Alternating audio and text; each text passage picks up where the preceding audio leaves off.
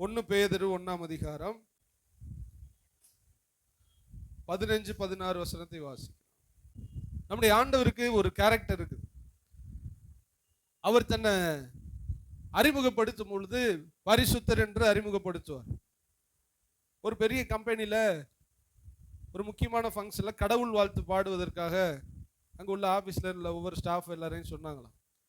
அப்போ வந்துட்டு ஆனால் எந்த கடவுள் பேரை என்ன பண்ணக்கூடாது, யூஸ் பண்ணக்கூடாது. ஆனால் கடவுள் வாழ்த்து என்ன பண்ணணும், பாடணும். இது மத சம்பந்தமான ஒரு கூட்டம் அல்ல, அதில் கவனமாக இருக்குன்னு சொல்லும்போது ஒரு கிறிஸ்தவ நண்பர் அவர் என்ன பண்ணுறாரு, பாடுறார். இவரே எழுதி பாடுறார்.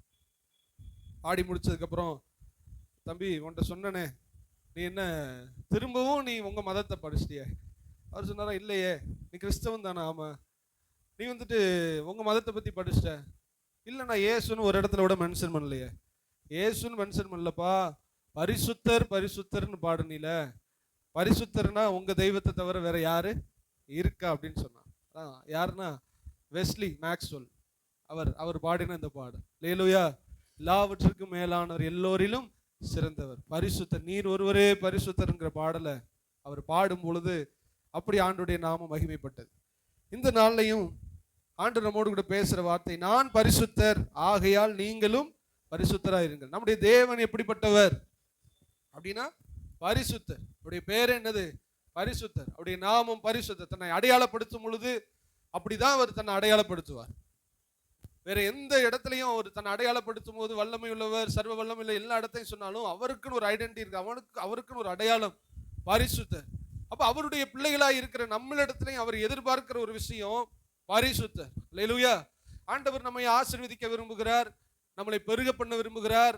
ஆபிரகாமை பார்த்து சொல்லும்போது நீ பெருகணும் அப்படின்னு சொன்னார். ரெபேக்காளை பார்த்து சொல்லும்போது நீ கோடா கொடியா பெருகணும், ஆசீர்வாதமா இருக்கணும், சுகமா இருக்கணும், எல்லாம் சொன்னாலும் ஆண்டவர் ஒரு கட்டளையாக முதன்மையாக சொல்ற ஒரு காரியம், நான் பரிசுத்தர் ஆகையால் நீங்கள் பரிசுத்தராக, ஆசீர்வதிப்பேன், உன்னை உயர்த்துவேன் அப்படின்னு சொல்றதெல்லாம் அவர் தருகிற ஆசீர்வாதங்கள்.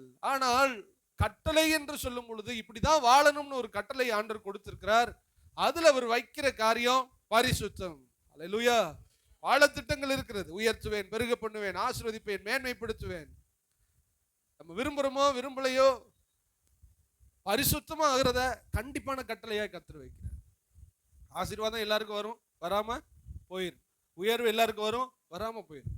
ஆனா ஆண்டவர் சொல்றாரு பரிசுத்தம் எல்லாரிடத்திலும் கண்டிப்பா இருக்கணும். ஏன், நான் பரிசுத்தர் ஆகையால் நீங்களும் பரிசுத்தராய். சரி, ஏன் பரிசுத்த அவசியம் என்று சொல்லி நம்ம கொடுக்கப்பட்ட நேரத்துல ஒரு 2 காரியத்தை நம்ம பார்த்து நாம் நிறைவு செய்ய போகிறோம்.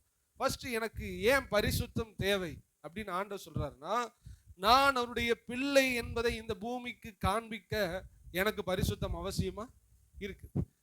ஒரு ஆள் எந்த இடத்துல எங்க போனாலும் சரி அந்த ஆளை பார்த்து கரெக்டா கண்டுபிடிச்சாங்க, இன்னார் மகனா இன்னார் பேரனான்னு கண்டுபிடிச்சு.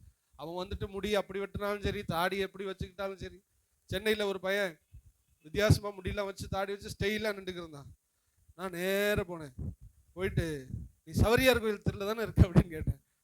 எப்படி நான் கண்டுபிடிச்சேன்? அதான் மூஞ்சி காமிக்குதேன், என்னத்த மார்வேஷம் மட்டும் நம்ம ஊருக்காரெல்லாம் காட்டி கொடுத்துருந்தேன்னு அப்படின்னு. அவன் வித்தியாசம் முடி வெட்டியிருக்கான். நான் கரெக்டா கண்டுபிடிச்சிட்டு சவரியார் கோயில் தெருல சின்ன பிள்ளையில பார்த்துருக்கேன். அவங்க அண்ணன் தம்பி நிறைய பேர், ரொனால்டு அப்படின்லாம் நிறைய பேர் இருக்காங்க. அதுல ஒரு பையன் கரெக்டா கண்டுபிடிச்சோன்னே அவனுக்கு, சரி எல்லா தாடியும் முடி வெட்டினது வேஸ்டா போச்சே. நீ எங்கிட்டு போனாலும் முகச்சாயல் என்ன பண்ணாது, நம்மள விடாது. கரெக்டா கண்டுபிடிச்சிடும். என்னத்தை தான் பண்ணாலும் இன்னார் பேரை இன்னார் மகன் எல்லாரும் பண்ணிடுவாங்க, கண்டுபிடிச்சிடும். ஆண்டவர் இங்கே சொல்ற விஷயம், இந்த பூமியில நிறைய சாயல் இருக்கிறது. இந்த பூமியில குடிக்கிறவர்களுக்கு ஒரு சாயல் இருக்கிறது, விபச்சாரம் பண்ணுகிறவர்களுக்கு ஒரு சாயல் இருக்கிறது, கண் சொருகி போன குருடர்கள் அவங்களெல்லாம் கரெக்டா பார்த்தா கண்டுபிடிச்சிடலாம். குடிக்கிறவனை கண்டுபிடிச்சிடலாம், கஞ்சா குடிக்கிறவனை கண்டுபிடிச்சிடலாம். பாவிகளுக்கு என்று ஒரு சாயல் இருக்கிறது, பிசாசு பிடித்தவர்களுக்கு என்று ஒரு சாயல் இருக்கிறது. ஆண்டவர் சொல்றாரு, இந்த பூமியில இவ்வளவு சாயலுக்கு நடுவுல என்னுடைய முகச்சாயலை, என்னுடைய குணாதிசய சாயலை வெளிப்படுத்துறதுக்கு ஒரு கூட்டத்தை நான் தெரிஞ்சிருக்கேன். அதுதான் நீங்களும் நான். அப்ப ஏன் எனக்கு பரிசுத்தம் தேவைன்னா, இத்தனை பேருக்கு நடுவுல நான் கர்த்தருடைய பிள்ளைன்னு நான் என்ன பண்ணணும், காமிக்கணும். எதுக்கு பரிசுத்தம் தேவை? இத்தனை பேருக்கு நடுவுல நான் யாருன்னு காமிக்கணும், காமிக்கணும். நீங்க ஒரு பிரசங்கம் பண்றதுனால காமிக்க கூடாது, ஒரு முக தோற்றத்தில் அல்ல, உங்களை பார்த்து உங்களுடைய குணாதிசயத்தை பார்த்த உடனே உங்களை கண்டுபிடிச்சிடணும், இது யாருடைய பிள்ளை? கர்த்தருடைய பிள்ளை. எத்தனை பேர் இந்த சாயலை வெளிப்படுத்த விரும்புகிறீர்கள்? ஹல்லேலூயா. அதுக்கு தான் பரிசுத்தம். இன்னாரு பிள்ளை, இன்னாரு வம்சம், இன்னாருடைய வர்க்கம் அப்படின்னு காமிக்கிற அந்த முகம் காமிச்சு கொடுத்துரு, அந்த உடம்பு காமிச்சு கொடுத்துரு, அந்த பேச்சு காமிச்சு கொடுத்துரு, எங்க இருந்தாலும் காமிச்சு கொடுத்துரும். இந்த பூமியிலையும் ஆண்டவர் சொல்றார், நீ எங்கேயும் போ, எங்கேயும் வா, ஆனா உன்னுடைய சாயல் அது என்னுடைய சாயலாக மாறும். ஏன் பிள்ளைன்னு நான் பூமியில எப்படி நான் வந்து காண்பிக்கிறது? எனக்குன்னு பிள்ளைங்க இந்த பூமியில இருக்காங்கன்னா நான் எதை வச்சு ப்ரூவ் பண்ணி காமிக்கிறது அப்படின்னு சொல்லும் போது ஆண்டவர் ஏன் சாயல் இருக்கிற பிள்ளைகள் தான் தேவன் ஒருவர் இருக்கிறாருன்னு இந்த பூமிக்கு என்ன பண்ணணும்? காமிக்கணும். ஹல்லேலூயா. ஆண்டவர் நம்ம மேல எவ்வளவு வாஞ்சையா இருக்கிறது, பரிசுத்தமா இருக்கிறதுக்கு. மத்தேயு எழுதின சுவிசேஷம் 5ஆம் அதிகாரம் 11வது வசனம் 16. மத்தேயு 5:16.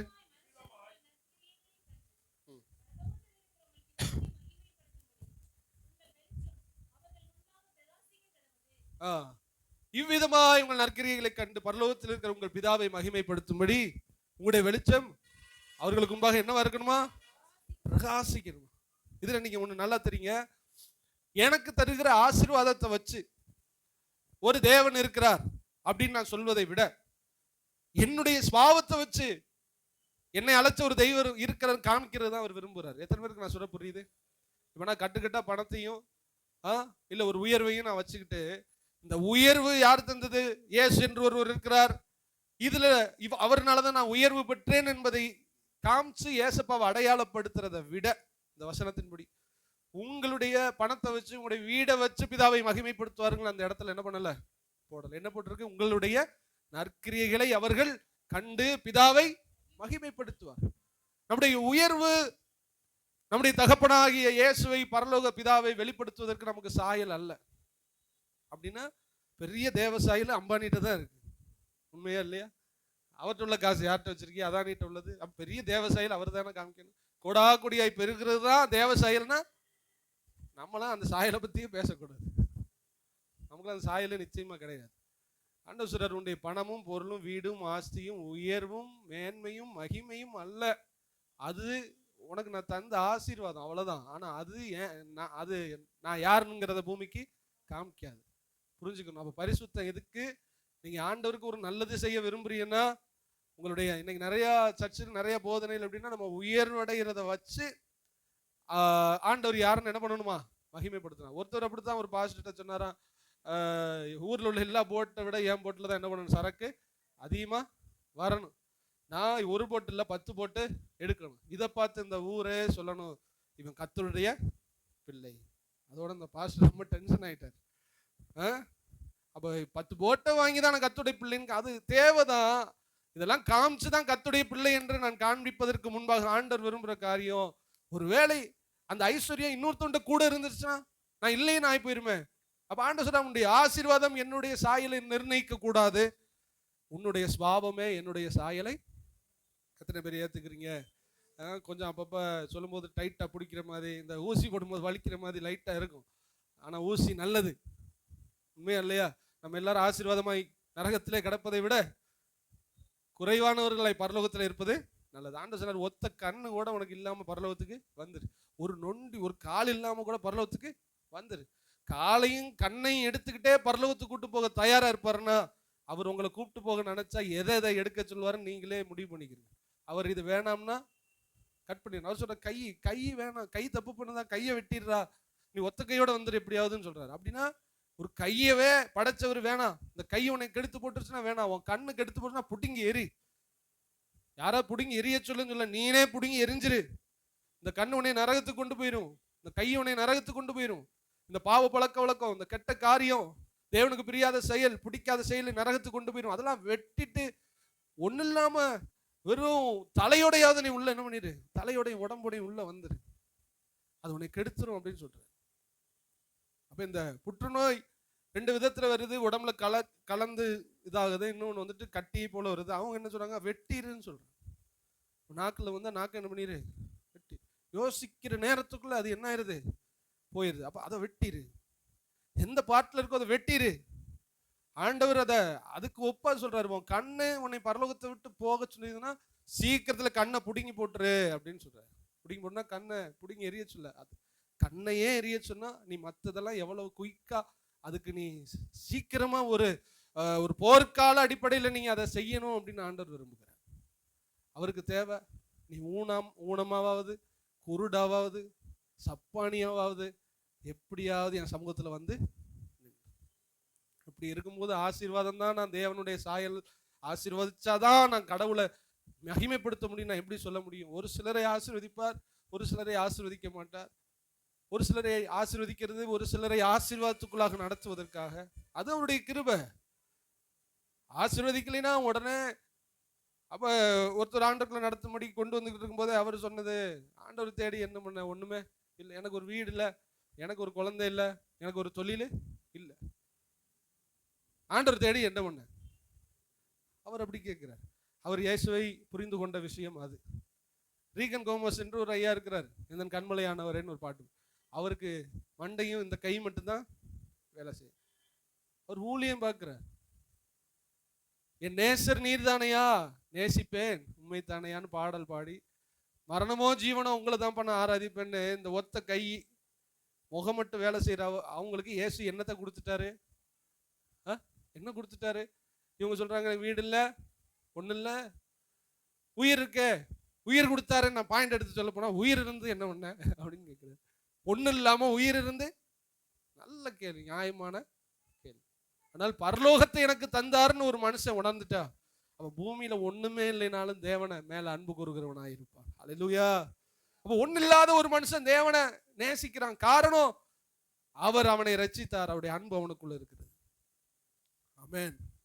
என்னுடையதை வைத்து அல்ல, தேவனை மகிமைப்படுத்த அல்ல, என் சுபாவத்தை வச்சுதான் நான் யாரை மகிமைப்படுத்தணும். அல்லேலூயா. இன்னும் நல்ல வார்த்தையில சொல்ல போனா, அவர் என்ன தந்தார் என்று நாம் மற்றவங்களுக்கு காமிக்கிறதை விட, அவர் யார் என்பதை நாம் மற்றவர்களுக்கு நான் சொல்ல புரியுதா? அவர் என்ன தந்தார்னு நான் காமிக்கிறதை விட, அவர் யார் என்பதை நான் பூமிக்கு காண்பிக்கிறேன். அப்ப பரிசுத்தம் இதுக்கு தான். நான் பரிசுத்தர் ஆகையால் நீங்களும். இந்த தீவுக்குள்ள ஒரு முயற்சி பண்ணி இவ்வளவு பேருக்கு நடுவில் ஒரு தேவ சாயலை பரிசுத்தம் அடைஞ்ச கூட்டமா நம்ம மாறணும். ஏன்னா நம்மளை குறித்து நிறைய கேள்விகள் இருக்குது. சபைக்கு போறவங்க இப்படி செய்யறாங்க அப்படி செய்யறாங்கன்னு ஈஸியா, நீங்க 99 நல்லது பண்றோம், அந்த ஒரு மிஸ்டேக்கை மட்டும்தான் அவங்க பார்ப்பாங்க. பார்த்துட்டு என்ன சொல்லுவாங்க? அந்த ஒன்றை வச்சுட்டு முழு சபையும் அவருக்கு என்ன பண்ணிடுவாங்க? மார்க்கு போட்டுருவாங்க. எப்படியாகிலும் முயற்சி பண்ணி இந்த பூமியிலே அவரை வெளிப்படுத்த வேண்டும். எத்தனை பேர் விரும்புறீங்க? எப்படியாவது முயற்சி பண்ணி, ஆண்டவரே இனிமே உங்க சாயலை நான் என்ன பண்ணணும்? வெளிப்படுத்து. உங்க பரிசுத்தத்தை நான் என்ன பண்ணணும்? பூமியில வெளிப்படுத்தணும். அதுக்காக தான் நான் பரிசுத்தர் ஆகையால் நீங்கள் பரிசுத்தராய் இருங்கள்னு நீங்க சொல்லியிருக்கீங்க. ஆமென். 1 தெசலோனிக்கேர்ல ஒரு அழகான ஒரு வசனம் இருக்கிறது. 1 தெசலோனிக்கேர் 8-10 வரை இருக்கிறது. அதை நீங்க எழுதுறவங்க எழுதிக்கிறீங்க, அதை வாசிப்பதற்கு நேரம் இல்லை. நாங்க என்ன நடந்துருச்சுன்னு நாங்க சொல்ல போறேன். இந்த தெசலோனிக்கே பட்டணத்துல கவனிங்க, 1 மாசம் தான் பவுல் ஊழியம் செய்திருக்கிறார். சரித்திரம் சொல்லுகிறது 1 மாசம் ஊழியம் பார்த்திருக்கிறார் பவுல். 1 மாசம் ஊழியம் பார்த்து இந்த தெசலோனிக்கே சபை பார்த்துட்டு போயிட்டார். போனதுக்கு அப்புறம் சுத்தி உள்ள ஏரியாலாம் ஆண்டவரை பத்தி சொல்லணும்னு கொஞ்சம் இவர் முயற்சி பண்ணி இருக்கிறார். முயற்சி பண்ணும்போது அவங்க எல்லாரும் வந்து இவங்க ஆண்டவரை பத்தி இவர்கிட்ட சொல்றாங்க, இயேசுவை பத்தி எங்களுக்கு நல்லா தெரியும். எப்படி உங்களுக்கு தெரியும்? எப்படி நீங்க அதை உங்களுக்கு நாங்க அறிவிக்கவே இல்லையே, இந்த ஏரியால நாங்க தானே வரணும், நீ எப்படி தெரிஞ்சுக்கிட்டேன்னு சொல்லும் போது சொல்றாங்க, இந்த தெசலோனிக்கே பட்டணத்தார் இயேசுவை பற்றி எங்களுக்கு சொன்னார். இந்த சாட்சியை பவுல் கேட்டு அவ்வளவு சந்தோஷப்பட்டு தெசலோனிக்கே பட்டணத்துக்கு எழுதுகிறார். நாங்கள் உங்களிடத்திலே வந்ததை, நீங்கள் விசுவாசித்ததை குறித்து உங்க ஊரை சுற்றில இருக்கிற எல்லாரும் நல்ல விதமா என்ன பண்றாங்க? புரிஞ்சவங்களுக்கு பேசுறாங்க. அது இன்னொரு வேட சொல்லுவாரு, நாங்கள் மற்ற பட்டணத்துல போய் சுவிசேஷம் சொல்வதற்கு ஏதுவில்லாதபடிக்கு, தேவையில்லாதபடிக்கு, என்னத்தை அங்க போய் சொல்ல, அங்கதான் ஏற்கனவே ரட்சிக்கப்பட்டுட்டாங்களேன்னு சொல்ற அளவுக்கு நீங்கள் அடைந்த ரட்சிப்பு அந்த ஊரை சுற்றிலும் இப்ப என்ன ஆயிடுச்சு? பரம்பு. இங்க மட்டும்தான் சொன்னாங்க. பாமன்ல ராமேஸ்வரம் சொல்ல போகும்போது சொல்றாங்க, இல்ல இல்ல பாமன்ல இருந்து ரட்சிக்கப்பட்ட ஒரு கூட்டத்தை நாங்க பார்த்தோம், அவங்கள போல நாங்களும் மாறிட்டோம்னு சொல்லிட்டோடனே அவர் ராமேஸ்வரம் போகாம ரிட்டர்ன் போறார். அப்ப எந்த அளவுக்கு அவர்களுடைய வாழ்க்கை வெளியில வெளிச்சமாய் மாறி இருக்கு. இதுக்கு தான் நான் பரிசுத்தர் ஆகையால் நீங்கள் பரிசுத்தராய். ஆண்டவர் உங்களை அழைச்சிருக்கிறார். உங்களை பார்த்து அநேகர் ரட்சிக்கப்படும்படி உங்களுடைய வாழ்க்கை மாறணும், உங்க சாயல் வெளிப்படணும். அதுக்காகவே கர்த்தர் நம்மை அழைத்திருக்கிறார். எத்தனை பேர் நம்புறீங்க, விசுவாசிக்கிறீங்க? அவங்க வந்து 2 விஷயத்தை செஞ்சிருக்காங்களாம். அவங்களே சாட்சி சொல்றாங்க. எதை உங்களை பத்தி கேள்விப்பட்டாங்க அப்படின்னு பவுல் சொல்லும் போது சொல்றாரு, நீங்கள் விக்கிரகங்களை விட்டு வெளியே வந்ததையும் கர்த்தராகிய இயேசு கிறிஸ்துவின் வருகையை ஆவலோடு எதிர்பார்த்தது. அவங்க அதுக்கு முன்னாடி வேற ஒரு வழிபாடுல இருந்ததை என்ன பண்ணிருக்காங்க, விட்டுருக்காங்க. இந்த ஊர்ல இருந்து விட்டதை பக்கத்து ஊர்ல பார்த்துட்டாங்க.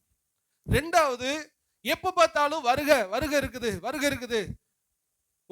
ஒரு காரியத்துல, பூமிக்குரிய காரியத்துல கொஞ்சம் கவனத்தை செலுத்தணும்னா இவங்களுடைய பேச்செல்லாம் எப்படி இருக்குது, ஆண்டவர் வரப்போறார் அப்படியே இருக்கு.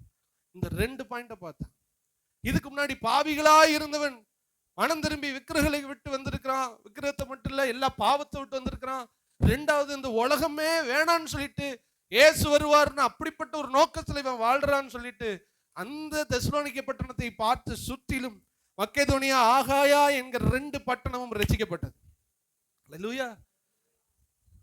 போய் சொல்லல, மக்கெதோனியாவுக்கும் ஆகாயாவுக்கும் சுவிசேஷம் பவுல் சொல்லவே இல்லை. இவர்களும் சுவிசேஷம் சொல்லல. இவங்கள பார்த்தாங்க, அவங்க மாறினாங்க. இன்னைக்கு நிறைய ரட்சிக்கப்பட்ட சபையில நிறைய மெம்பர்ஸ் உண்டு, நிறைய ரட்சிக்கப்பட்டவர்கள் சபையில இல்ல. உண்மையா ஒத்துக்கிறீங்களா? கிரவுட் இருக்குது. இன்னும் நல்லா சொல்ல போனா, ஒரு கண்டெய்னர் நிறைய முட்டை இருக்கு, ஆனா எல்லாம் ஊழ முட்டை. இவ்வளவுதான் நான் சொல்ல முடியும். அப்ப முன்னாடி ஒரு கூடையில தான் முட்டை இருந்துச்சு, 10-15, அது எல்லாம் நல்ல முட்டை. இன்னைக்கு முட்டைகள் எல்லாம் சேர்த்துட்டாங்க, ஆனா எல்லாம் நல்ல முட்டையான யாருக்குமே தெரியாது. நீங்க யூடியூப்ல எல்லாம் போய் பாருங்க. மதுரையில ஒருத்தர் இருக்கிற ஜஸ்டின். நான் இப்ப என்ன பாட்டு படிச்சேன், ராஜாவும் மாளிகை. அவன் என்ன பாட்டு படிச்சு ஒரு பண்ணுவாங்க தெரியுமா, அஜித் பாட்டு படிச்சு ஒரு பண்ணுவான். அந்த அவர்களால் ஒளிப்படத்தில் செய்யப்படுகிறோம் சொல்லுவது அது அசிங்கமா இருக்குதுன்னு ஆண்டவர் சொல்றேன். அதுல ஒரு தகப்பன் ஒரு பொம்பளை பிள்ளைய பாசத்தோடு ஒரு பாடுற பாட்டை, இப்படிதான் அவரும் நம்மை நேசிக்கிறாருன்னு சொல்லிட்டு, என்னை மாதிரி சொன்னா கூட விட்டுறலாம், பரவாயில்ல, பாட்டு அப்படி வந்திருக்குன்னு. இதுல ஓடுது, கண்ணான கண்ணே தோல் மீது, இதுல ஓடிக்கிட்டு இருக்கு. இதை பார்த்துக்கிட்டு அவ்வளவு பயிலும் கண்ணான கண்ணே. ஐயா போய் பாருங்க. சரி, நீ தத்துவ பாட்டு படிச்சடா, இதை ஒத்துக்கிறோம்னு சொல்லிட்டு. முன்னாடி ஒரு நடிகர் இருந்தார், எனக்கு சந்திரசேகர், சுருட்ட முடியோட இருப்பார், பெல் பாட்டம்லாம் போட்டு. அவர் பாட்டை அடிச்சு பின்றான். மடை திறந்து பாயும் நதி அலை, இசைக்கலைஞன் அப்படின்னு சொல்லிட்டு பாட்டை அடிச்சு அடிக்கிறான். அவ்வளவு கைத்தட்டி ஆவில. என்ன பாட்டுக்கு? மடை திறந்து, அதுக்கு மேல தெரியல, பாயும் நதி அலைனா அப்படின்னு சொல்லிட்டு ஒரு அந்த நாட்கள்ல இருக்கிற பக்கா வெஸ்டர்ன் சாங். யூடியூப்ல எடுத்து பாருங்க. பிரதர் ஜஸ்டின் சினிமா பாடல் போடுங்க. எடுத்து போடல, எக்ஸாம்பிளுக்கு சொல்லல, சர்ச்சில் அதை தான் ஒளிபரப்பு, அதை தான் ஓடுது லிரிக்ஸே. நம்ம பாடுற ஃபாதர் ஐயா பாடலில் 23வது பாடல், இஸ்ரவேலே பயப்படாதேன்னு பாட்டு படிக்கணுமா? அவன் அப்படி சொல்ல மாட்டான். இந்த அஜித் படத்தில் 3வது பாடல் படி எல்லாரும். இப்படித்தான் போகுது இன்னைக்கு உலகம். அதுக்கு தான் ஊழ முட்டைன்னு சொல்றேன். என்ன முட்டை சொல்லுங்க? ஊழ முட்டை. பெரிய கூட்டம் இருந்து என்ன பண்ண, எல்லாம் ஊழ முட்டை. சபை மெம்பர் இருக்கலாம், குவாலிட்டி இருக்கணும். குவான்டிட்டி முக்கியம் அல்ல, குவாலிட்டி ரொம்ப முக்கியம். இந்த இடத்துல எல்லாரும் இருக்கும். எப்பொழுதும் நான் என் செய்தியில் அடிக்கடி சொல்லுது, இந்த இடத்துல இருக்கும். ஆண்டவருடைய வருகை இமைப்பொழுது இருக்குமா? Second, micro second. இமைனா கண்ணு மூடுற டயத்துல வருகை வந்துடும். ஏசு எத்தனை பேர் வரப்போறாரு நம்புறீங்க? திரும்ப வரும்போது ஒரு செகண்ட்ல வருவார். செகண்ட்ல வரும்போது இமைப்பொழுதில் கிறிஸ்துவுக்குள் வாழ்ந்தவர்கள் மறுரூபமாவார். இப்ப மணி 7:55 இப்ப வந்துட்டார். எத்தனை இடம் காலியா இருக்க போகுது? எப்பவுமே எல்லா பிரசங்க பீடத்திலையும் நான் கேட்கிறேன், இப்பொழுது அவர் வந்தார். இந்த கிரௌடில் எத்தனை பேர் காணாம போறோம்? எத்தனை பேர் இங்க நிக்க போகிறோம்? இந்த கவனம் உங்களுக்கு எப்பொழுதுமே இருக்கும். 2 பேர் எந்திர மறைத்துக்குள் இருப்பாங்களாம். அன்னைக்கே சொல்லிட்டாரு, கிரைண்டர் அரைச்சிக்கிட்டு இருப்பான் மாவள்ளிக்கிட்டு. ஒருத்தி ஏற்றுக்கொள்ளப்படுவாள், ஒருத்தி கைவிடும்.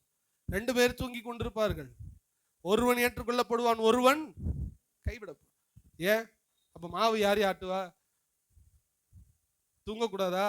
வயலுக்கு போகக்கூடாதா? ஆண்டவர் அப்படி சொல்லையே. மாவு ஆட்டுனதுனால விட்டுட்டு போனது அதான் சொல்றாரு. இப்படி சொல்லுவாங்கன்னு தெரியும். அதான் மாவு ஆட்டிக்கிட்டு இருந்த 2 பேரும் மாவு ஆட்டணும், வேற வழி இல்லை. ஆனா ஒருத்தி போயிட்டாலே அவளும் மாவு தானே ஆட்டுனா, நீனும் மாவு தானே ஆட்டுன. இன்னும் சொல்லவா, அவன் மாவு மட்டும் ஆட்டிக்கிட்டு இருந்தா. இவன் மாவு ஆட்டினாலும் ஏசுவே சோத்திரம் ஆண்டவரு பார்க்கும்போது பைத்தியக்காரனா இருக்கும். சோத்திரம் சோத்திரம் எப்ப பார்த்தாலும் ஆண்டவரே. தேவையில்லாம பேசாம தூங்கும் போது கூட ஆண்டவரை நினைச்சுக்கிட்டு, வயல்ல இருக்கும் போதுனா தொழில், அது கூட இறக்கினால் கூட ஏற்றும் போதும் உள்ள ஆண்டவர் இருக்கணும். ஏன் இருக்கணும்? கூட ஏற்றி இறக்குறதுக்குள்ள வந்துட்டா அதுக்குதான் ஆண்டவர் அங்க வைக்கிறாரு. உங்க வேலை ஆண்டவரை மறக்க பண்ணும், உங்க தூக்க ஆண்டவரை மறக்க பண்ணும். அம்மாமார்கள் சகோதரிமார்களுக்கு உங்க வீட்டு வேலை ஆண்டவரை மறக்க பண்ணும்.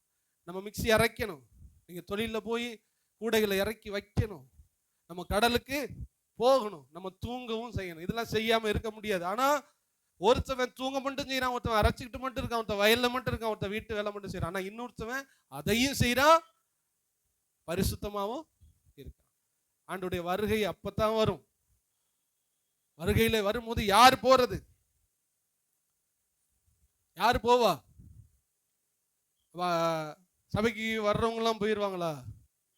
கூட்டத்துக்கு வர்றவங்க எல்லாம் போயிருவாங்களா? எப்பொழுதும் ஆயத்தமாய் இருக்கிறவங்களை அழைத்துக் கொள்ளும்படி ஆண்டவராக இயேசு கிறிஸ்து வரப்போகிறார். அவர் வரும்போது அந்த இரும்பு துகள் எல்லாம் காந்தத்தை வச்சு விளையாடும் போது அப்படி மேல போய் ஒட்டிக்கிறது போல ஆண்டவருக்காக பரிசுத்தமா வாழ்ந்தவங்க அவர் வருகை வரும்பொழுது கீழே இருந்து ஒரு நொடியில மேல போய் அவரோடு கூட சேர்ந்து கொள்வார். இரும்பா இருந்தா அப்ப பரிசுத்தம் நமக்கு ரொம்ப ரொம்ப அவசியம். அப்ப இவங்க என்ன பண்ணாங்களா? விக்கிரகங்களை விட்டு வந்தார்கள். அப்படின்னா பழைய வழிபாடுகளை விட்டு வந்தார்கள். 2வது அது மட்டும் இல்ல, விக்கிரகத்தை மட்டும் விட்டுட்டு வந்துட்டா பழைய பாவம் எல்லாத்தையும் விடணுமே, எல்லாத்தையும் விட்டார்கள். 2வது வருகை எதிர்பார்த்தாலும் என்ன அர்த்தம்? அவன்கிட்ட கோடியை கொடுத்தாலும் அந்த கோடியை தூக்கி ஓரத்துல வச்சுட்டு இயேசுவேன்னு சொல்லுவான். அவன் தான் பரலோகத்துக்காக எதிர்பார்த்து. இந்த 2 தான் அவனை தொட்டுச்சு. யாரை தொட்டுச்சு? பக்கத்து ஜனங்களை தொட்டுச்சு. நீங்க யாரையாவது இம்பாக்ட் பண்ணணும், யாராவது உங்க மூலமா ரட்சிக்கப்படணும், இந்த 2 வேணும். உங்க பாவ பழக்க வழக்கத்துல இருந்து விடுதலை, அதை அவங்க பார்க்கணும். முன்னாடி இப்படி பேசினாருப்பா, இன்னைக்கு இப்படி பேச மாட்டேங்கிற. முன்னாடி இப்படி செயல்பட்டாரு, இன்னைக்கு இப்படி செயல்படல. முன்னாடி இப்படி பொல்லாத மனுஷனா இருந்தா, ஆனா இன்னைக்கு நல்லா இருக்கிறான்னு உங்களை பார்க்கணும். யார் பார்க்கணும்? சபையில உள்ளவங்களா? சபையில உள்ளதான் பார்ப்பாங்க. ஏன்னா நம்ம செருப்பை கழட்டி போடும் போதே நம்முடைய எல்லா மாஸ்க் மாட்டின மாதிரி வந்துடும். சோத்திரம் பிரதர், சோத்திரம். நம்மளை யார் பார்க்கணும்? வெளியில பார்க்கணும். சபைக்குள்ள எல்லாரும் ஒரு வேஷம் போட்டது போல இருந்து கொள்ளலாம். நான் உங்களை நல்லா பேசலாம், ஆனா நீங்க இல்லாதப்ப நான் எப்படி இருக்கேன் அதான் முக்கியம். நீங்க நான் இருக்கும்போது நீங்க இப்படி இருக்கிறது அல்ல, நான் இல்லாதப்ப அல்லது உங்களை பாஸ்டர் யாரும் பார்க்காதப்ப, ஒரு அவிசுவாசி உங்களை பார்க்கிறப்ப நீங்க எப்படி இருக்கீங்க? இந்த லைஃப் தான் ஒரு ஆளை தொடும். ஆண்டவர் சொல்றார், இதுதான் தேவ சாயல், நான் பரிசுத்தர் ஆகையால் நீங்கள் பரிசுத்தமாயிரு. இதை பார்க்க முடியுமா? எத்தனை விட்டுருக்கோம்? எது உள்ள இருக்குது எல்லாம் விடப்படணும், பரலோகத்துக்காக காத்து கொண்டிருக்கும். 1 மாதம் தான் சுவிசேஷம். நீங்க 100 வருஷம் ஆனாலும் ஒரு சபை இந்த காலத்துல திருந்த மாட்டேங்குது. அவன் 1 மாசம் பிரசங்கம் பண்ணிட்டு போனா சபை மாறினது. அல்லேலூயா. உங்களுக்கு எனக்கும் கர்த்தர் அப்படிப்பட்ட மாற்றத்தை தருவாராக. அல்லேலூயா. அப்ப ஃபர்ஸ்ட் எதுக்குன்னு சொல்லுங்க, நான் 2வது பாயிண்ட் போறேன். ஃபர்ஸ்ட் எதுக்கு பரிசுத்தம்? இந்த பூமியில ஆண்டவருடைய சாயலை வெளிப்படுத்தி அவர்களை கிறிஸ்துவுக்குள்ளாக வழி நடத்துவதற்கு தான் நமக்கு பரிசுத்தம். அதுல என்னென்ன 2 வருது? விக்கிரகங்கள்னா விக்கிரகம் மட்டும் இல்ல, நம்முடைய எல்லா பாவங்களை விட்டு மனந்திரும்ப. 2வது பரலோகத்துக்காக எதிர்பார்க்குதல். அப்படின்னா பூமியை வெறுத்து போகுதல். பூமியை என்ன பண்ணணும்? வெறுத்து. பூமியை வெறுத்து பரலோகத்துக்காக காத்து இருக்கிறது. ஃபர்ஸ்ட். 2வது நமக்கு எதுக்கு பரிசுத்தம் தேவைன்னா, உபாகமத்தின் புஸ்தகம் 23ஆம் அதிகாரம் 12, 13, 14 வசனத்தை வாசிங்கள். ம்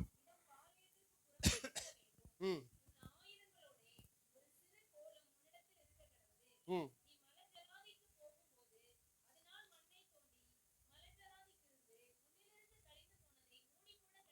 ஆ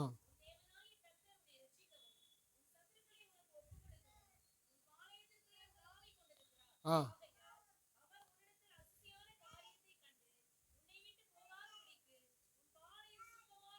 போதும். அல்லேலூயா. ரெண்டாவது விஷயம் நல்லா கவனிங்க. ரெண்டாவது விஷயம், ஏன் எனக்கு பரிசுத்தம் தேவைன்னா, நம்ம ஒரு பாளையம்னா ஒரு கூடாரம் அல்லது ஒரு இடம். நமக்குள்ள யார் உலாவி வருகிறாவா சொல்லுங்க? ஆண்டவராகிய இயேசு கிறிஸ்து பரிசுத்த ஆவியானவர் நமக்குள்ள உலாவி வருகிறார். இஸ்ரவேலர்களுக்கு ஒரு பாளையம் இருந்துச்சு. அந்த பாளையத்துல ஆண்டவர் உலாவி வந்தார். அங்கும் இங்கும் முன்னும் பின்னும் போய் கொண்டே இருப்பார். இப்படி போய் கொண்டிருக்கும் போது அவங்களுக்கு ஒரு கட்டளை கொடுத்தார். அதாவது காலை கடன் முடிக்க டாய்லெட் போறதுக்கு ஒரு பிளேஸ அவங்களுக்கு உண்டு பண்ணினார். நடுவில் இப்படி கூடாரம், இவங்க இருக்கிற இடம். இவங்க என்ன பண்ணிட்டாங்க, விவரம் தெரியாம பக்கத்திலேயே டாய்லெட் போக ஆரம்பிச்சு. கொஞ்சம் அதை கேட்கும் போது நமக்கு இதாக தான் இருக்கும், ஆனா தேவையான சத்தியம். கூடாருக்கு பக்கத்திலே அசிங்கம் பண்ணி வச்சுட்டாங்க. இப்போ ஆண்டவர் உள்ள உலாவும் போது அந்த அசுத்தத்தை எல்லாம் பார்க்குறார். பார்த்துட்டு தான் அவங்க அப்படி செஞ்சிருவாங்கன்னு சொல்லிட்டு தான், உன்னோடு கூட ஒரு குச்சி நீ என்ன பண்ணிக்க வச்சுக்க அப்படின்னு சொல்லிட்டு முத டாய்லெட் சிஸ்டம் நம்ம ஆண்டவர் தான் கொண்டு வந்தார். ஆண்டவர் மட்டும் இல்லைன்னா இவங்களுக்கு கக்கா போக கூட தெரியாது. இவங்க பேசுறாங்க மதம் மாத்திரம். இவர் தானே இப்படி போகணும்னு சொன்னார். ரேஷன் கடைன்னா என்னன்னு இவங்களுக்கு தெரியாது. யோசேப்பு தான் ரேஷன் கடை என்ன பண்ணாரு, தானியத்தை சேர்த்து அதுக்கப்புறம் குறைஞ்ச விலைக்கு என்ன பண்றாரு விற்கிறார். எல்லாமே வருது. ரெஃப்ரிஜிரேட்டரை கண்டுபிடிச்சது யார்? பைபிள் படிச்சவன். ஆதாமை அயர்ந்த நித்திரையில் வைத்து எலும்பை எடுத்தார். துடிக்க ஆபரேஷன் பண்ணிருக்காங்க. கையை காலை கட்டி வச்சுட்டு கீறி இருக்காங்க, கதற விட்டுருக்காங்க. பைபிள் படிக்காத முட்டாள்கள். பைபிள் ஒருத்தம் படிச்சான். அயர்ந்த நித்திரை வர பண்ணி உள்ள எடுத்தாருன்னா, அப்ப ஆபரேஷன் பண்றதுக்கு முன்னாடி ஒரு அயர்ந்த நித்திரை தேவனு குளோரோஃபார்ம் கண்டுபிடிச்சாரு ஒருத்தர். எல்லாம் இங்க இருந்து வந்தது. சொன்னா மதம் மாத்திரம் சொன்னா உனக்கு ஒரு துண்டை மட்டும் கட்டி ரோட்ல விடணும். நீ எங்களோட எதை நீ சுதந்திரிக்க கூடாது. ஃபேனை சுதந்திரிக்க கூடாது, அதையும் ஒருத்தன் கண்டுபிடிச்சான். லைட்டை நீ யூஸ் பண்ணக்கூடாது, இருட்டில் கடந்து சாவு. எதுவுமே நீ யூஸ் பண்ணாத. கதற வீட்டில் ஆப்ரேஷன் பண்ணி குழந்தை எடுக்கணும், கையை காலை கட்டி போட்டு உனக்கு அதை பண்ணணும். ஃப்ரிட்ஜ் இல்லாம சாகு. ஒண்ணுமே உனக்கு கிடைக்க போறது கிடையாது. எல்லாம் மனுஷனுக்கு தேவைன்னு மனுஷன் மூளையில தேவன் செயல்பட்டு பாவண்டா பொழைச்சு போறாங்க. ஒரு ஃப்ரிட்ஜை செஞ்சு கொடுப்போம், அவர் கொடுத்த அறிவுனாலதான் வாழ்ந்துகிட்டு சொல்றாங்க மதம் மாத்திரிய. நாங்க தான் வந்துட்டு இது நீங்க மதம் மாத்திரியன்னு. நாங்க மதம் மாத்தலப்பா, எங்கிட்ட எல்லாத்தையும் தயவுசெய்து கொடுத்துரு. உண்மைக்கு மேடம் ரோசை இருந்தா மாணவக்க இருந்தா குடுறா, எல்லாத்தையும் குடுறா. எல்லாத்தையும் வச்சுக்கிட்டு நீ பேசக்கூடாது. அப்ப டாய்லெட் போறதுக்கு ஒரு குச்சி எடுத்துட்டு தோண்டிட்டு டாய்லெட் போயிட்டு மூடி வை அப்படின்னு ஒன்னு கொடுத்ததை யாரு? நம்முடைய ஆண்டவர் தான் ஐடியா கொடுக்குறாரு. கொடுத்துட்டு என்ன சொல்றாரு, இப்படி அசிங்கமா இருந்தா நான் உள்ள வரும்போதே நான் உங்க மேல உலாவ முடியாது, தூரத்துல போயிரு. டாய்லெட்டை தூரத்துல வச்சு, அந்த நாட்கள்ல தூரத்துல தான், இன்னைக்கு தான் அட்டாச் பாத்ரூம், தூரத்துல வச்சு அங்க புதைச்சு போட்டுரு. அப்பொழுதுதான் நான் உன் நடுவே என்ன பண்ண முடியும், உலாவ முடியும். ஏன் உலாவணும்? உலாவி வரும்போது தான், எதிரி உனக்கு முன்னாடி வரும்போது நான் உனக்காக யுத்தம் பண்ண முடியும். ரெண்டாவது பரிசுத்தம் எனக்கு எதுக்கு தேவைன்னா, நான் பரிசுத்தமா இருந்தாதான் தேவன் எனக்குள்ளே உலாவுவார். எனக்குள்ள தேவன் உலாவினால்தான் தேவன் எனக்கு வெற்றி தருவார். தேவன் இல்லாம நீங்கள் நானும் வெற்றி அடைய முடியாது. தேவன் நமக்கு வெற்றி தர வேண்டுமானால் நமக்குள்ளே அவர் உலாவ வேண்டும். அவர் உலாவ வேண்டுமானால் நமக்குள்ளே பரிசுத்தம் இருக்கும். அநேக குடும்பங்கள்ல வெற்றி கிடையாது. காரணம், உள்ள பரிசுத்தம் கிடையாது, உள்ள அசுத்தத்தை வச்சிருக்கிறோம். தேவன் உள்ள நடமாட முடியாதபடி சில விஷயங்களை உள்ள வச்சிருக்கிறதுனாலதான் தேவன் உள்ள இருந்து விலகிறாரு. விலகினவுடனே நமக்கு எந்த காரியத்திலையும் வெற்றி வரவே மாட்டேன். கொஞ்ச நாள் வெற்றி வருவது போல இருக்கும், ஆனா அது நிரந்தரமா இருக்கவே இருக்காது. தேவன் தருகிற ஆசீர்வாதமே ஐஸ்வர்யத்தை தரும். மற்றதெல்லாம் காணல் நீர், ஒரு நாள் முளைக்கிறது போல உங்க ஐஸ்வர்யம் இருக்கும்.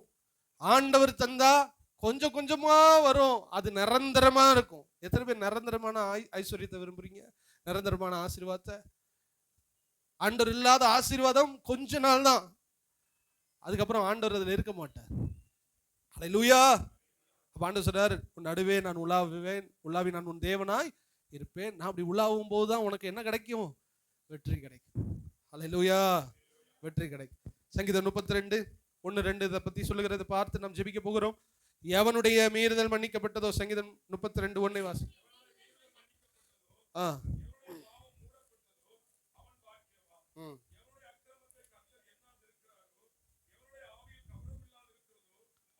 எவனுடைய மீறுதல் மன்னிக்கப்பட்டதோ, எவனுடைய பாவம் மூடப்பட்டதோ. அங்கேயும் அசுத்தத்தை மூடுறார், இங்கேயும் சொல்றாரு எவனுடைய பாவம் மூடப்பட்டது. அப்ப நம்ம செய்யற ஒவ்வொரு தவறுகளும், அசுத்தமும் அசிங்கமும் மூடப்பட வேண்டும். எது மூடும்னா, நீ எவ்வளவு பெரிய தப்பு பண்ணாலும் ஆண்டவர் சொன்ன, ஆண்டவரே இயேசுவே, சிலுவையிலே நீர் எனக்காக இரத்தம் சிந்தினீர், உடைய இரத்தத்தினால் என்னுடைய பாவத்தை மூடுவீராக. பாவத்தை கர்த்தர் மூடணும். எவனுடைய பாவம் மூடப்பட்டதோ அவன் பாக்கியவான்.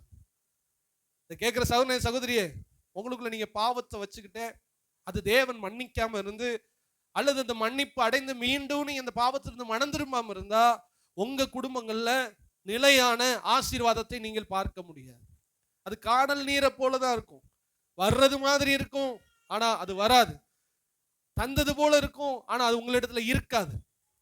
நிலையான ஆசீர்வாதத்தை இந்த இடத்துல விரும்புகிறவர்கள் ஒன்றே ஒன்று செய்யணும். எனக்குள்ள என்னெல்லாம் அசுத்தமா இருக்குதோ தேவனுடைய பார்வையில, ஆண்டவரே இந்த அசுத்தத்தை இடத்துல இருந்து எடுத்து போடும்.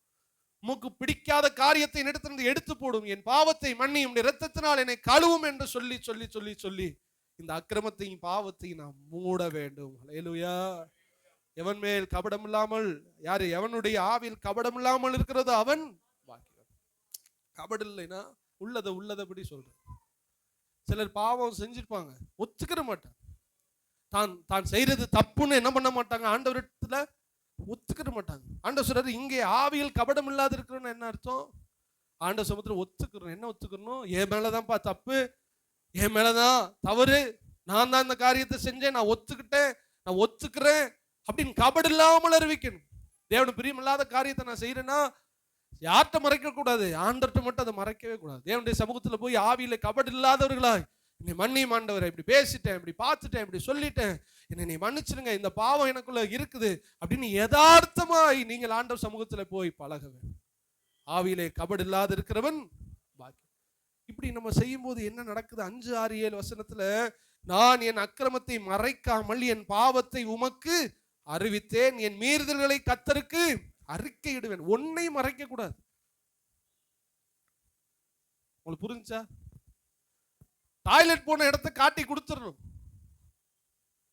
சின்ன பிள்ளைல இந்த தம்பி எகு வயசுல அப்படியே போய்கிட்டு இருப்பாங்க, எங்க கக்கா போறாங்கன்னு தெரியாது, ஆனா வீட்டுக்குள்ள நாத்து அடிக்கும். இதுக்கு ஒரு தனிப்பட அமைச்சு தேடணும். எந்த முக்குல இவன் டாய்லெட் போனான்னு தெரியலையே, அப்படியே விறுவிறுன்னு போய் இந்த கட்டிலுக்குள்ள போய் உள்ள போயிட்டு வந்துடுவாங்க பயந்துக்கிட்டு. எங்க வீட்டு பயிலாம் அப்படியே இருப்பாங்க. என்னடா இப்படியே இருக்காங்கன்னு பார்த்தா பின்னாடி போயிருக்கும். இப்போ கொஞ்சம் உதவி செய்ய கண்டுபிடிக்கிறதுக்கு, நாத்தம் தாங்க முடியல அப்படின்னா என்ன அர்த்தம்? உள்ள நாத்தத்தை வச்சுக்கிட்டு சபைக்கு வர்றோம், எல்லாம் பண்றோம். ஆனா சொல்ற நாருது, எங்க இவ்வளவுலாம் டீப்பா பிரசங்கம் பண்ண வேண்டிய இருக்கு, நாருது, எனக்கு ஸ்மெல் எங்கே அடிக்குது. அதான் ஆண்டவர் சொல்றாரு இங்க தாவீது மூலமா, நான் என் அக்கிரமத்தை மறைக்காமல் என் பாவத்தை உமக்கு அறிவித்தேன். எல்லாத்தையும் சொல்லி உண்மையை சொல்லிருங்க. அத நல்லது நிரூபிக்காதீங்க. வெளியிலே அப்படித்தான் இருக்கணும். வெளியில கூட ஏதோ அப்படி எனக்கு ஒத்துக்கிற முடியல பிரதர்ன்னு சொன்னா, தேவ சமூகத்துல வந்து நான் செஞ்ச தப்பு, நான் பேசின தப்பு, நீங்க பண்ணதுதான் தப்புன்னு இறங்கி ஃபர்ஸ்ட் சொல்லிருங்க. அவன் தான் ஆவியில் கபடம் இல்லாத இருக்கிறான். அவன் மேல கர்த்தருடைய கிருபை இறங்கி வர ஆரம்பிக்கும். நான் தப்பே பண்ணலான்ற ஒரு தேவ சமூகத்துல நான் தப்பே பண்ணலன்னு சொல்லிட்டு அழுதுகிட்டுலாம் இருக்கக்கூடாது. கிருபை கிடைக்காது. நான் தான் முதல்ல பேசுறேன், நான் தான் முதல்ல சண்டைக்கு வந்தேன், நான் தான் முதல்ல பொய் சொன்னேன், நான் தான் எவன் ஒத்துக்குறாங்களோ அவங்க மேலதான் கர்த்தருடைய கிருபை இறங்கும். நான் இல்ல அப்படின்னு சொல்லி மறைச்சிடக்கூடாது அசிங்கத்தை. ஆண்டவர் சமூகத்துல விழுந்து அழுகும் போது, என் மீறுதல்களுக்கு கர்த்தரிடத்திலே நான் அறிக்கையிடுவேன் என்றேன், தேவரீர் என் பாவத்தின் தோஷத்தை, தோஷம்னா நம்ம செஞ்ச பாவத்துடைய விளைவு, நீங்க செஞ்ச விளைவுகள் உங்க குடும்பத்தை பாதிக்கும், உங்க தொழிலை பாதிக்கும். இப்ப நல்லா இருக்கும், நீங்க செய்யற பாவத்தோடு வாழ்ற வாழ்க்கை இப்ப நல்லா இருக்கும், ஆனா ஃபியூச்சர்ல அது உங்க குடும்பத்தை கெடுத்து போடும், உங்க தொழிலை கெடுத்து போடும், நம்மள ஒண்ணும் இல்லாம ஆக்கிடும். ஆண்டவர் சொல்றாரு, எல்லா பாவங்களையும் அறிக்கையிடு, எல்லாத்தையும் இடத்துல சொல்லு, என்னுடைய இரத்தம் உன்னுடைய எல்லா பாவங்களையும் மன்னிக்கும், தோஷம்னா நீ செஞ்ச பாவத்துக்கு பின்னாடி வருகிற தண்டனை தான் தோஷம். அந்த தோஷத்தை நீ அறிக்கையிட்ட அந்த அறிக்கை அந்த தோஷத்தை மன்னிக்கும் சொல்லிட்டு சொல்றான். 6வதுல இதற்காக சகாயம் கிடைக்கும் காலத்துனா ஒரு கஷ்டமான நேரம் வரும்போது பக்தி உள்ளவன் எவனும் உம்மை நோக்கி விண்ணப்பம், அப்பொழுது மிகுந்த சுனாமி, ஜலப்பிரவாகம்னா சுனாமி வந்தாலும் அது அவனை அணுகாது. வீட்டில் அவ்வளோ பெரிய பிரச்சனை வந்தாலும் ஆண்டவர் நமக்குள்ள வந்து வெற்றி தரணும்னா நம்ம எல்லா அசுத்தங்களையும் ஆண்டவர் இடத்துல சொல்லணும். எல்லாத்தையும் அவர் ரத்தத்தால மூடணும். மூடி அதை ஒதுக்கி தள்ளும் போது அவர் உலாவுவார். மிகுந்த ஜலப்பிரவாகம் வந்தாலும் கர்த்தர் நமக்கு வெற்றி தர உண்மையுள்ளவராயிருக்கு. 2 விதத்துல பரிசுத்தத்தை பார்த்து தேவ சாயலை வெளிப்படுத்தணும். உண்மை உங்க ஆசீர்வாதத்தை வச்சுதான் ஏசு இருக்காருன்னு காமிக்கணும்னா ஆண்டவருக்கு அது தேவையே கிடையாது. இனிமே அதை தூக்கி எறிஞ்சுங்க, அது தேவையில்லை. அது இருக்கட்டும். அதை வச்சு ஏசு பெருமைப்படுவார்னா கிடையாது. அது கிடையாது. அது ஏதோ உங்களை சொல்லி ஒரு இம்ப்ரெஸ் பண்ணி ஆண்டவர்களை வர்றதுக்கு நம்ம சொல்லலாம். நம்ம மனசுல அது இருக்கக்கூடாது. அப்படின்னா நான் சொன்னது போல அதானியை தான் இயேசுவர் ரொம்ப அறிவிக்கணும். அப்ப நீங்க மனசுல அதை வச்சுக்கிறீங்க. 2வது, எனக்குள்ள எந்த அசுத்தம் இருந்தாலும் ஆண்டவர்கிட்ட நான் அறிக்கையிடுவேன், அதை மூடுவேன், நான் ஒத்துக்கிருவேன், நான் பாவம்னு ஒத்துக்கிறேன். ஒன்னே உங்களுக்கு சொல்லவா, உங்க மனசு சரியா தப்பா சரியா தப்பான்னு டிக் டிக்னு அடிச்சுக்கிட்டு இருக்கும். நீங்க ஒன்னு தெரிஞ்சுக்கிறீங்க, அது தப்பு, அது ரைட்டே கிடையாது. உங்க மனசாட்சி, பைபிள் அதுக்கு ஆதாரம், உங்க மனசாட்சியே உன்னை குற்றப்படுத்தி சந்தேகப்பட்டும்னா அவர் அதிலும் அதிகமாய் சந்தேகப்படுவார். இன்னும் ஒரு எக்ஸாம்பிள் சொல்றேன். இந்த கொஸ்டின் ரைட்டா தப்பா, ரைட்டா தப்பான்னு நீங்க நினைச்சுக்கிட்டு இருப்பீங்களா, தப்பா இருக்குமோன்னு நினைச்சுக்கிட்டு இருப்பீங்களா, அது கண்டிப்பா தப்பா தான் இருக்கும். ஏன்னா உங்களை விட பயங்கரமா திருத்துறவன் ஒருத்தவங்க எக்ஸாம்ல என்ன பண்றான் இருக்கா. ரைட்டா தப்பா ரைட்டா தப்பான்னு உங்களையே காம்ப்ரமைஸ் பண்ணி இல்ல நான் இதை செய்யலாம், என் மனசு சந்தேகமா இருக்கு ஆனாலும் நான் செஞ்சிருவேன், நீங்க செஞ்சீங்கன்னா கன்ஃபார்மா அது தப்பு தான். சந்தேகம் வந்துட்டா கொஞ்சம் செய்யறத விட்டுருங்க. தப்பா ரைட்டான்னு ஒரு கேள்வி வந்தால் கொஞ்ச காலம் அதை செய்ய வேண்டாம். ஆண்டவரே உங்க சித்தமானால் அதான் எனக்கு நடத்தும் அப்படின்னு வச்சிருங்க. அவர் கை வைப்பார். தப்பா இருந்தா கை வச்சு ஸ்டாப் பண்ணுவார். நீங்க எதுல மனம் திரும்ப நினைக்கிறீங்களோ அது உங்களுக்கு மனம் திரும்புற விஷயத்த மனம் திரும்பிடுங்க. அதெல்லாம் அசுத்தம். அது இருந்தா அவரே வரமாட்டார். அப்புறம் எங்கிட்டு குடி மேல பரலோகத்துக்கு போறது? பரலோகம் போகணுமா வேணாமா? போறேன்னு சொல்லுங்க, அல்லையா சொல்லுங்க பார்ப்போம். யார் யார் தான் போறீங்க? போகணும்னா உள்ள எது இருக்கக்கூடாது. அப்ப பரலோகம் அவர் உள்ள உலாவுறதுக்கே ஒண்ணு இருக்க வேணாம்னு சொல்றவரு அவர் ஸ்பாட்ல நம்மளை எப்படி போடுவாரு? இந்த நாத்தமே தாங்க முடியல. அவர் அவ்வளவு அப்படியே பெர்ஃப்யூம்லாம் அடிச்சது போல பரலோகம் இருக்கும் போது இந்த நாத்தத்தை எல்லாம் உள்ள ஏத்த முடியுமா? அதான் இப்பொழுதே நம்மை கழுவுவதற்கு தம்முடைய ரத்தத்தை வைத்திருக்கிறார்.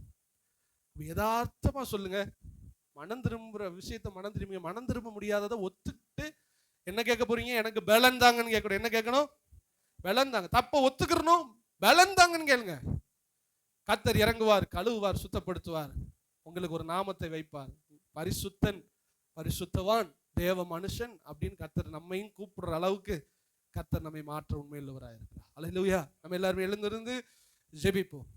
நான் பரிசுத்தர், ஆகையால் நீங்களும் பரிசுத்தராயிருங்க. இந்த பூமியில நமக்கு ஒன்னே ஒன்று தேவை. இன்னொன்னு சகோதரர் சங்கீத பகுதியில் வாசித்தது போல என்ன, சிங்காசனத்தின் ஆதாரம் அவருடைய அஸ்திபாரம் பரிசுத்த பர்வதத்தில் இருக்கிறது. அவர் பெரிய ஒரு மாளிகை கட்டுகிறார். அது அஸ்திபாரம் எங்க இருக்கு தெரியுமா? பரிசுத்தம். பரிசுத்தம்ங்கிற அஸ்திபாரத்துல தான் பரலோகமே இருக்குது. அப்போ உங்க வாழ்க்கை, என் வாழ்க்கையில பரலோகம் தான் பேஸ். பரலோகம் போகணும்னா அது பரிசுத்தம் தான் அஸ்திபாரம். எல்லாருக்கும் பரிசுத்தத்தை கர்த்தர் தருவாராக. அல்லேலூயா. இன்று எல்லா இடங்களையும் இப்படி செய்தியை நீங்க கேட்க முடியாது. ஏன் கேட்க முடியாது? இப்ப நான் ரொம்ப இப்படி பேசிட்டேன்னா நாளைக்கு நீ கோச்சுக்கிட்டு வராம போயிரு. எனக்கு நீ இங்க வரையிலோ வரலையோ அங்க வரணும். அதுக்கு தான் நாங்கள் பேசி கொண்டு இருக்கிறோம். யாரு போயிருவாங்க, கோச்சுக்குருவாங்க. எல்லாரும் பரலோக ராஜ்யத்துக்கு வரணும். தீட்டுள்ளதும் அசுத்தமுள்ளதும் ஒன்றும் பரலோகத்தில் பிரவேசிப்பதில்லை. உங்கள்ட்ட என்னென்ன அசுத்தம் இருக்கு, தேவன் நடமாட முடியாத அளவுக்கு அசுத்தம் இருந்தா தேவன் இருக்கிற இடத்துக்கு நம்ம எப்படி போவோங்கிறத நீங்க பாருங்க. சில தப்பு இருக்கு, விட முடியாத நிர்பந்தமான இடத்துல இருப்பீங்க. ஆண்டவர் அறிவார். சொல்லுங்க, அப்பா நான் ஒத்துக்கிறேன். எங்கள்கிட்ட ஒத்துக்கிறலைனாலும் அவர்கிட்ட போய் ஒத்துக்கிறேங்க. ஆமாப்பா உண்மைதான்ப்பா, நான் விட முடியலப்பா, விட முடியாத சூழ்நிலை இருக்கிறேன், கை வச்சுட்டேன், திரும்ப ரிட்டர்ன் வர முடியல. ஆண்டவர் உன்னுடைய பலவீனத்தை பார்ப்பார். ஆண்டவர் இதை தான் கேட்கிறார், நீ என்ன ஒத்துக்க, போதும் ஒத்துக்க, விட்டு கொடு, அதுல இருந்து நான் கொண்டு வருவேன் ஆண்டவர் சொல்லுகிறார். அதுக்கு பேர் தான் நானே உன்னை பரிசுத்தமாக்குகிற கர்த்தர். அவரே பரிசுத்தமாக்குவார். நீங்க ஆகணும்னு ஒப்பு கொடுத்தா போதும், அவர் ஆகுவார். என்ன பாவத்தை விட முடியல சொல்லுங்க, விட முடியலன்னு சொல்லுங்க அவர்கிட்ட. என் மீறுதல்களை மறைக்காமல் உம்மிடத்தில் அறிக்கையிட்டு நீர் என் பாவத்தின் தோஷத்தை மன்னித்தீ. எத்தனை பேர் சொல்ல போறீங்க? சகோதரனே, இதே பாவத்தோடு இருந்தா நம்ம எப்படி பரலோகத்துக்கு போவோம்? அப்பாட்ட கேளுங்க, ஆண்டவரே என்னை மன்னிச்சிருங்க, என்னோட பாவம் இருக்கு, எனக்கு விட முடியல, நான் ஒத்துக்கிறேன், என்னை கழுவிருங்கப்பா, இந்த அசுத்தம் இருந்தா எனக்குள்ள வரமாட்டீங்கப்பா, இந்த அசுத்தம் இருந்தா நீங்க உங்கள இடத்துல பரலோகத்துல சேர்க்க மாட்டீங்கப்பா, என்னை மன்னிச்சிருங்கப்பா, என்னை மன்னிச்சிருங்கப்பா, எனக்கு பலன் தாங்கப்பா, என்னை பரிசுத்தவானா மாத்துங்கப்பா. கேப்பீங்களா? ஹல்லேலூயா, ஹல்லேலூயா, ஹல்லேலூயா.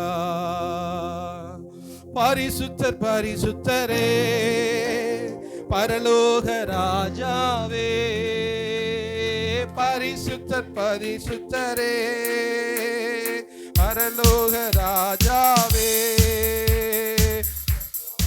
இருப்பவரே, ஐயா இனிமேலும் வருபவரே, எப்போதும் இருப்பவரே, ஓ glory, ஐயா இனிமேலும் வருபவரே, உம்மை ஆராதிக்கின்றோம், கரங்களை உயர்த்தி அன்பு செய்கின்றோம், உம்மை ஆராதிக்கின்றோம், நன்றி அப்பா, அன்பு செய்கின்றோம், பிதாவே ஆராதிக்கின்றோம், இயேசுவே ஆர்ப்பரிக்கின்றோம், அப்பா ஆவியானவரே அன்பு செய்கின்றோம், எங்கள் ஆவியானவரே